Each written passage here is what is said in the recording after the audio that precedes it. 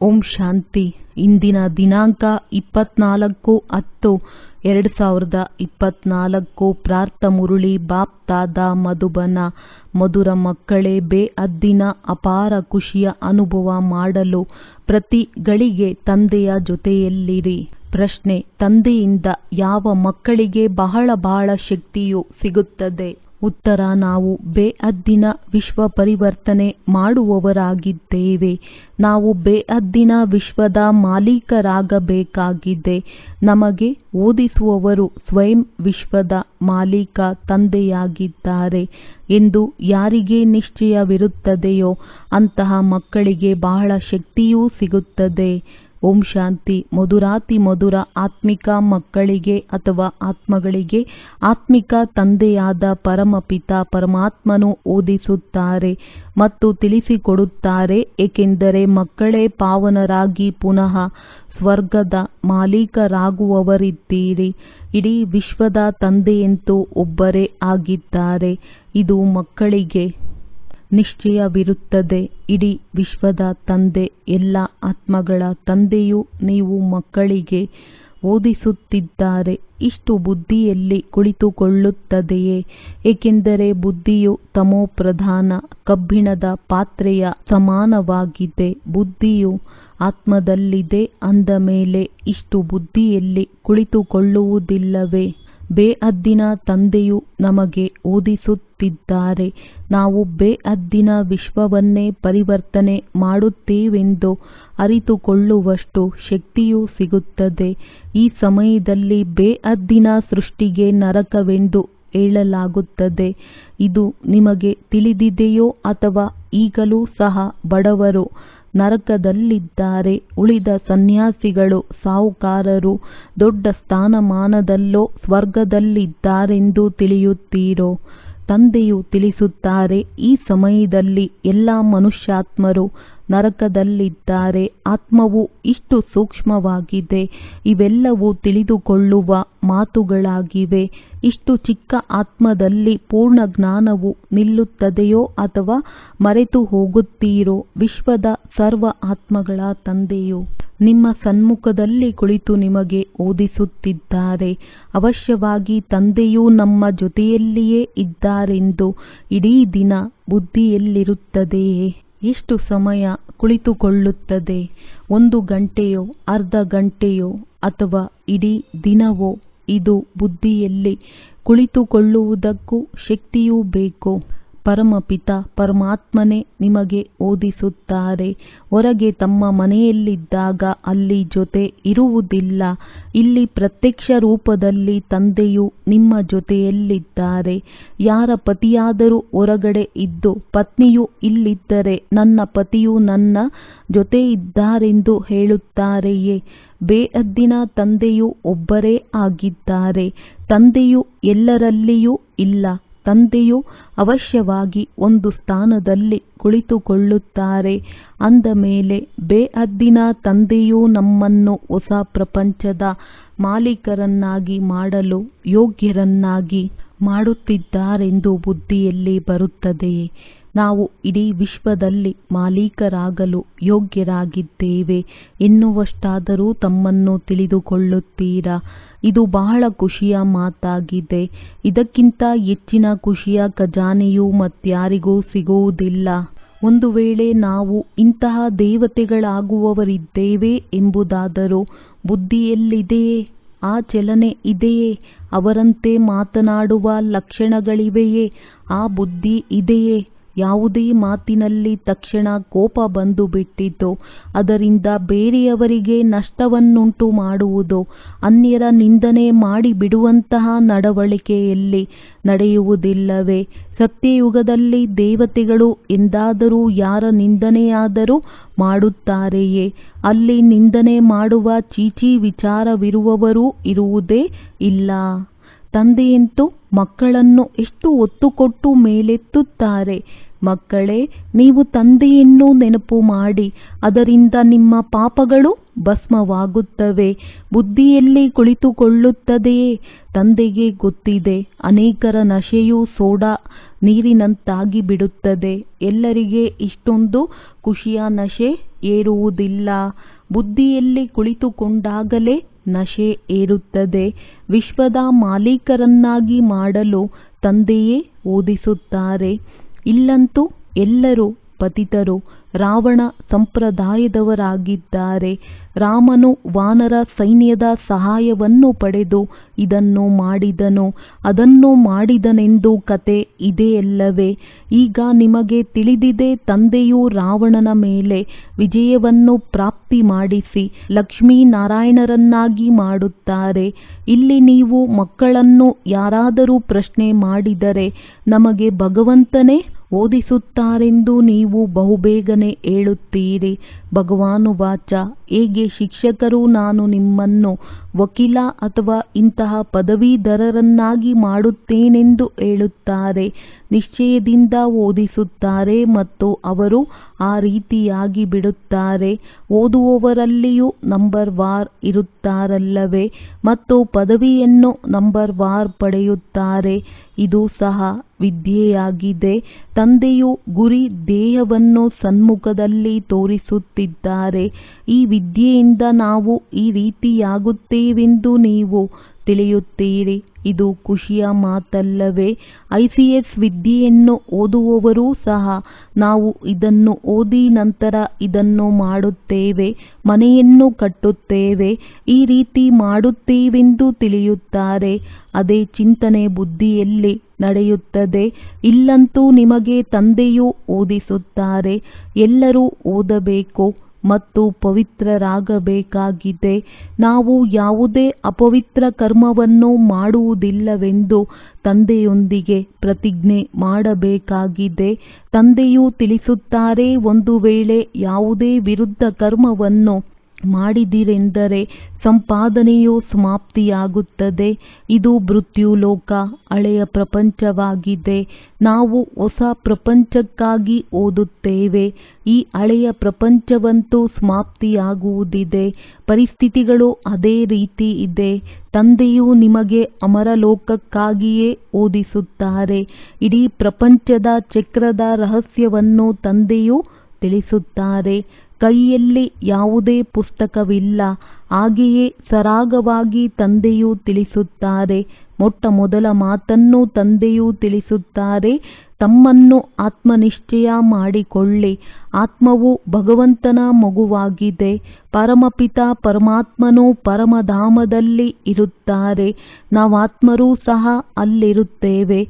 ಮತ್ತೆ ಅಲ್ಲಿಂದ number war ಆಗಿ ಪಾತ್ರವನ್ನಭಿನಯಿಸಲು ಇಲ್ಲಿಗೆ ಬರುತ್ತೇವೆ. ಇದು ಅತಿ ದೊಡ್ಡ ಬೇಹದ್ದಿನ ಸ್ಟೇಜ್ ಆಗಿದೆ.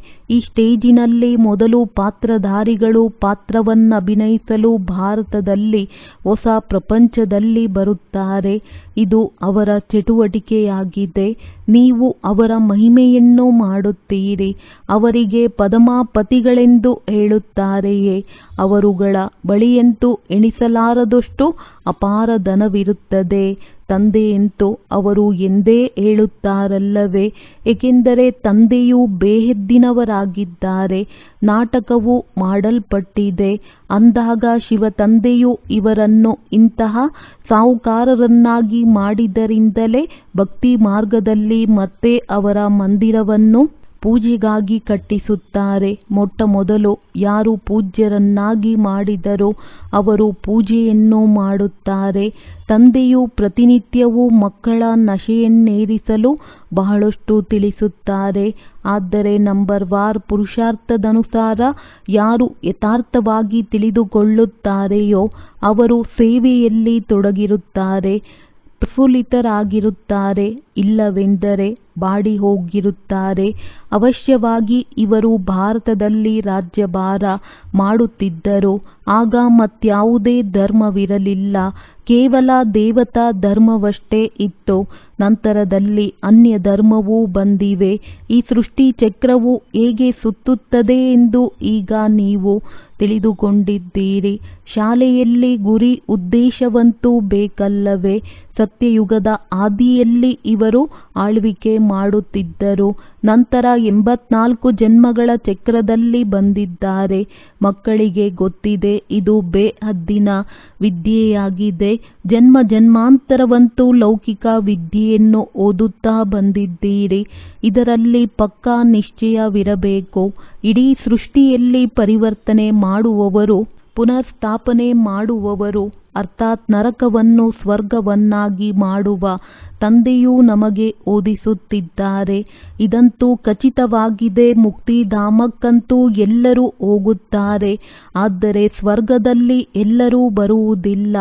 ಈಗ ನೀವು ಇದನ್ನು ತಿಳಿದುಕೊಂಡಿದ್ದೀರಿ. ತಂದೆಯು ನಮ್ಮನ್ನು ಈ ವಿಷಯ ಸಾಗರ ವೇಶ್ಯಾಲಯದಿಂದ ಬಿಡಿಸುತ್ತಾರೆ. ಈಗಂತೂ ಇದು ಅವಶ್ಯವಾಗಿ ವೇಶ್ಯಾಲಯವಾಗಿದೆ. ಯಾವಾಗಿನಿಂದ ಇದು ಪ್ರಾರಂಭವಾಗುತ್ತದೆ ಎಂಬುದನ್ನು ಸಹ ನೀವು ಈಗಾಗಲೇ ಅರಿತುಕೊಂಡಿದ್ದೀರಿ. ಈ ರಾವಣ ರಾಜ್ಯವು 2500 ವರ್ಷಗಳ ಹಿಂದೆ ಭಕ್ತಿಯು ಪ್ರಾರಂಭವಾಗಿದೆ. ಆ ಸಮಯದಲ್ಲಿ ದೇವಿ ದೇವತಾ ಧರ್ಮದವರೇ ಇದ್ದರು. ಅನಂತರ ಅವರು ವಾಮ ಮಾರ್ಗದಲ್ಲಿ ಬಂದು ಬಿಟ್ಟರು. ಭಕ್ತಿಗಾಗಿ ಮಂದಿರಗಳನ್ನು ಮಾಡುತ್ತಾರೆ.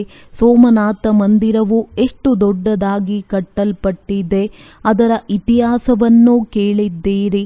ಮಂದಿರವು ಹೇಗಿತ್ತು ಅಂದಾಗ ಆ ಸಮಯದಲ್ಲಿ ಇವರು ಇನ್ನೆಷ್ಟು ಧನವಂತರಿರಬಹುದು. ಕೇವಲ ಒಂದು ಮಂದಿರವಂತೂ ಇರುವುದಿಲ್ಲ, ಅದರ ಜೊತೆಗೆ ಬಹಳಷ್ಟು ಮಂದಿರಗಳು ಇರುತ್ತವೆ. ಇತಿಹಾಸದಲ್ಲಿ ಕೇವಲ ಒಂದು ಮಂದಿರದ ಹೆಸರನ್ನು ಹಾಕಿದ್ದಾರೆ. ಅನೇಕ ರಾಜರುಗಳು ಬಹಳಷ್ಟು ಮಂದಿರಗಳನ್ನು ಕಟ್ಟಿಸುತ್ತಾರೆ. ಒಬ್ಬರು ಇನ್ನೊಬ್ಬರನ್ನು ನೋಡಿ ಎಲ್ಲರೂ ಪೂಜೆ ಮಾಡುತ್ತಾರಲ್ಲವೇ? ಅಂದಾಗ ಅನೇಕ ಮಂದಿರಗಳಿರುತ್ತವೆ ಎಂದಾಗ ಕೇವಲ ಒಂದನ್ನಷ್ಟೇ ಲೂಟಿ ಮಾಡಿಲ್ಲ, ಅದರ ಸುತ್ತಮುತ್ತಲಿರುವ ಮಂದಿರಗಳನ್ನು ಲೂಟಿ ಮಾಡಿರುತ್ತಾರೆ. ಅಲ್ಲಿ ಹಳ್ಳಿಗಳೂ ಸಹ ಬಹಳ ದೂರದಲ್ಲಿರುವುದಿಲ್ಲ, ಒಂದಕ್ಕೊಂದು ಸಮೀಪದಲ್ಲಿರುತ್ತದೆ. ಏಕೆಂದರೆ ಅಲ್ಲಿ ಪ್ರಯಾಣ ಮಾಡಲು ರೈಲು ಇತ್ಯಾದಿಗಳಿರುವುದಿಲ್ಲ. ಆದ್ದರಿಂದ ಅಲ್ಲಿ ಪರಸ್ಪರ ಹತ್ತಿರವಿರುತ್ತಾರೆ. ನಂತರ ನಿಧಾನವಾಗಿ ಸೃಷ್ಟಿಯು ವೃದ್ಧಿಯಾಗುತ್ತಾ ಹೋಗುತ್ತದೆ. ಈಗ ನೀವು ಮಕ್ಕಳು ಓದುತ್ತಿದ್ದೀರಿ. ಅತಿ ದೊಡ್ಡ ತಂದೆಯು ನಿಮಗೆ ಓದಿಸುತ್ತಾರೆ. ಇದು ನಶೆ ಇರಬೇಕಲ್ಲವೇ? ಮನೆಯಲ್ಲೆಂದು ಅಳುವುದಾಗಲಿ ದುಃಖಿಸುವುದಾಗಲಿ ಮಾಡಬಾರದು. ಇಲ್ಲಿ ನೀವು ದೈವಿ ಗುಣಗಳನ್ನು ಧಾರಣೆ ಮಾಡಬೇಕಾಗಿದೆ. ಈ ಪುರುಷೋತ್ತಮ ಸಂಗಮ ಯುಗದಲ್ಲಿಯೇ ನೀವು ಮಕ್ಕಳಿಗೆ ಓದಿಸಲಾಗುತ್ತದೆ. ಈ ನಡುವಿನ ಸಮಯದಲ್ಲಿ ನೀವು ಪರಿವರ್ತನೆಯಾಗುತ್ತೀರಿ. ಹಳೆಯ ಪ್ರಪಂಚದಿಂದ ಹೊಸ ಪ್ರಪಂಚದಲ್ಲಿ ಹೋಗಬೇಕಾಗಿದೆ. ಈಗ ನೀವು ಪುರುಷೋತ್ತಮ ಸಂಗಮ ಯುಗದಲ್ಲಿ ಓದುತ್ತಿದ್ದೀರಿ. ಭಗವಂತನೇ ಓದಿಸುತ್ತಿದ್ದಾರೆ. ಇಡೀ ಪ್ರಪಂಚವನ್ನು ಪರಿವರ್ತನೆ ಮಾಡುತ್ತಾರೆ. ಹಳೆಯ ಪ್ರಪಂಚವನ್ನು ಹೊಸದನ್ನಾಗಿ ಮಾಡುತ್ತಾರೆ. ಆ ಹೊಸ ಪ್ರಪಂಚಕ್ಕೆ ನೀವು ಮಾಲೀಕರಾಗಬೇಕಾಗಿದೆ. ನಿಮಗೆ ಯುಕ್ತಿಯನ್ನು ತಿಳಿಸಲು ತಂದೆಯು ಬಂಧಿತರಾಗಿದ್ದಾರೆ. ಅಂದ ಮೇಲೆ ನೀವು ಮಕ್ಕಳು ಇದನ್ನು ಕಾರ್ಯದಲ್ಲಿ ತರಬೇಕಲ್ಲವೇ? ಇದಂತೂ ನಿಮಗೆ ಗೊತ್ತಿದೆ. ನಾವು ಇಲ್ಲಿನ ನಿವಾಸಿಗಳಲ್ಲ, ನಮ್ಮ ರಾಜಧಾನಿ ಇತ್ತು ಎಂಬುದನ್ನು ನೀವು ತಿಳಿದುಕೊಂಡಿರಲಿಲ್ಲ.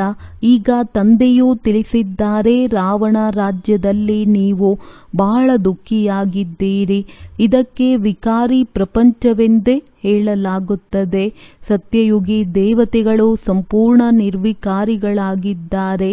ಈಗ ಮನುಷ್ಯರು ತಮ್ಮನ್ನು ವಿಕಾರಿಗಳೆಂದು ಹೇಳಿಕೊಳ್ಳುತ್ತಾರೆ. ಈ ರಾವಣ ರಾಜ್ಯವು ಯಾವಾಗಿನಿಂದ ಪ್ರಾರಂಭವಾಯಿತೋ ಏನಾಯಿತು ಎಂಬುದು ಯಾರಿಗೂ ತಿಳಿದಿಲ್ಲ. ಬುದ್ಧಿಯು ಸಂಪೂರ್ಣ ನಿರ್ವಿಕಾರಿಗಳಾಗಿದ್ದಾರೆ. ಈಗ ಮನುಷ್ಯರು ತಮ್ಮನ್ನು ವಿಕಾರಿಗಳೆಂದು ಹೇಳಿಕೊಳ್ಳುತ್ತಾರೆ. ಈ ರಾವಣ ರಾಜ್ಯವು ಯಾವಾಗಿನಿಂದ ಪ್ರಾರಂಭವಾಯಿತೋ ಏನಾಯಿತು ಎಂದು ಯಾರಿಗೂ ತಿಳಿದಿಲ್ಲ. ಬುದ್ಧಿಯು ಸಂಪೂರ್ಣ ತಮೋಪ್ರಧಾನವಾಗಿಬಿಟ್ಟಿದೆ. ಏನಾಯಿತೆಂದು ಯಾರಿಗೂ ತಿಳಿದಿಲ್ಲ.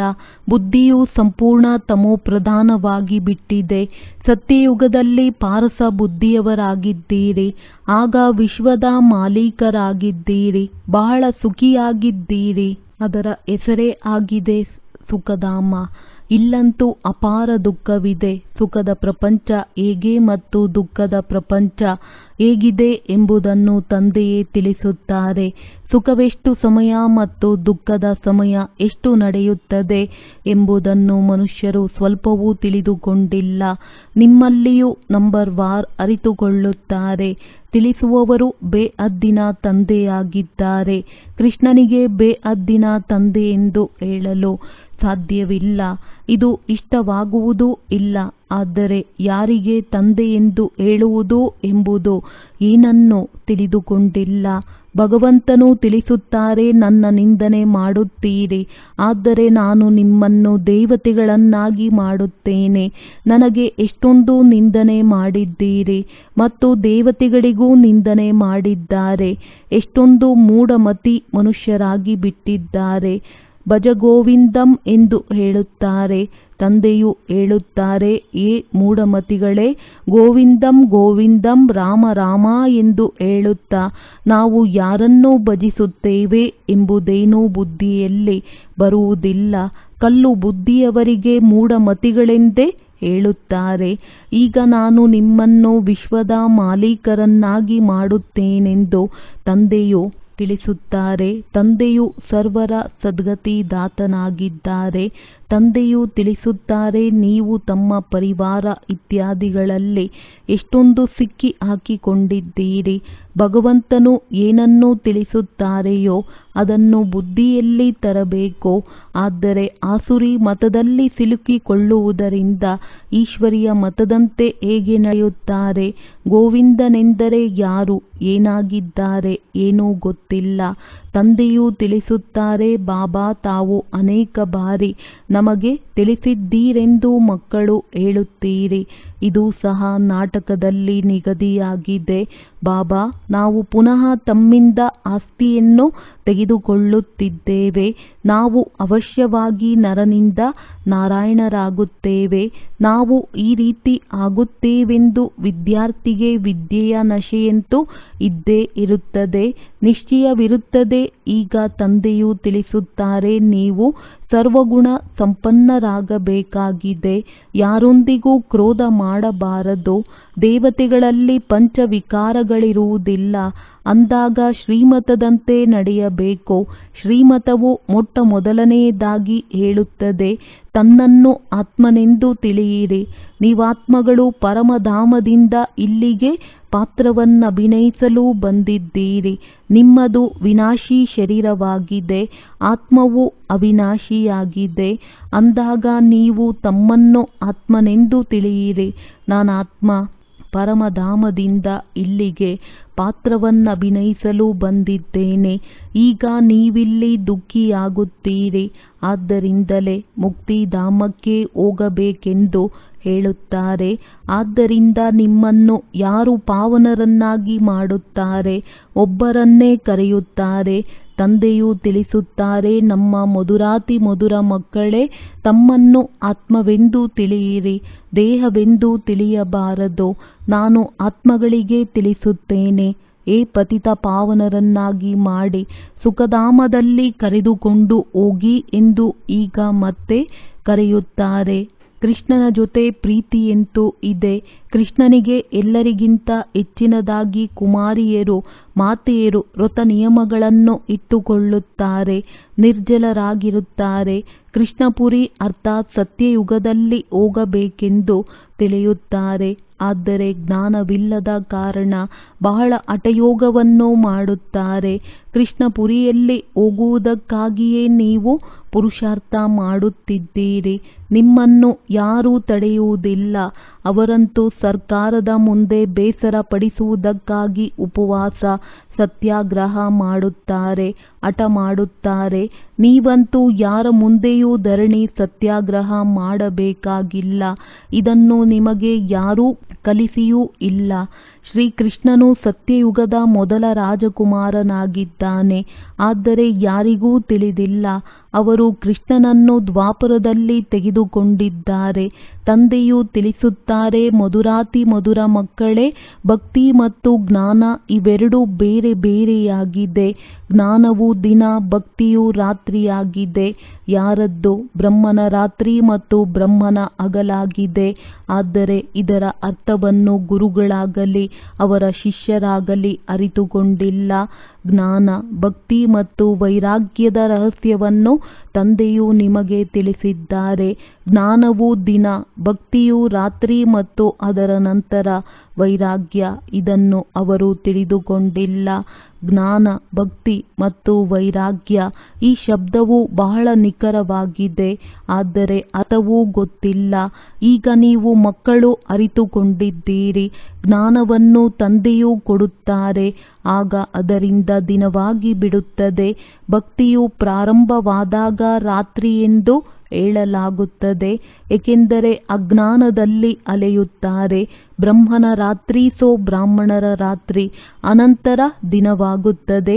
ಜ್ಞಾನದಿಂದ ದಿನ ಮತ್ತು ಭಕ್ತಿಯಿಂದ ರಾತ್ರಿ.